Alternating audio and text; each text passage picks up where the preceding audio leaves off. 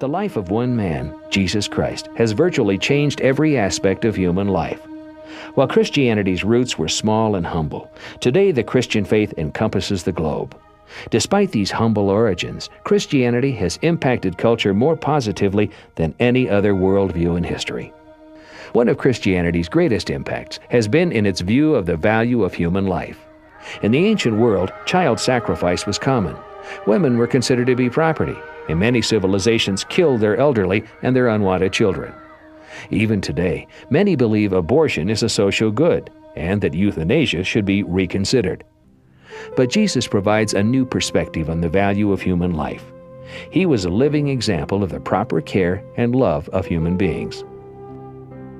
Christianity has also done more to alleviate poverty than any other worldview. Jesus set the greatest example of caring for the poor. The parable of the Good Samaritan has had a great impact on Western civilization. Much of the charity today is fueled by the love of Christ. The Salvation Army helps the homeless by providing food, clothing, and shelter. Many churches organize food drives and soup kitchens for the hungry. The YMCA and YWCA have greatly ministered to the physical and spiritual needs of millions of urban poor people. Christianity has also made numerous contributions to health. Jesus is called the Great Physician and spent much of his time on earth healing the sick. The history of Christian hospitals was directly influenced by his example. Christianity has also had a profound impact on science and education.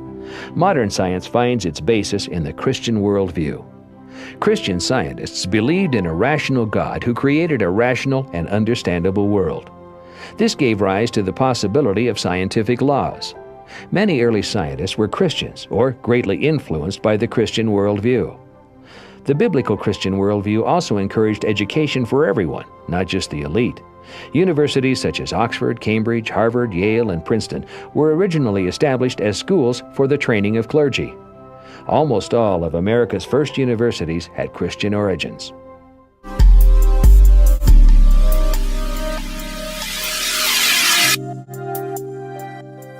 Jesus. The first in Quran is Kalimatullah, the Arabic word which means word of God, and the second thing Ruhullah, which means spirit of God, and the third is Isa al-Masih, which means Jesus Christ.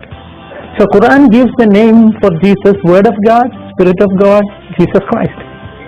And then Quran says that Jesus spoke when he was very small, like 2 days old after his birth.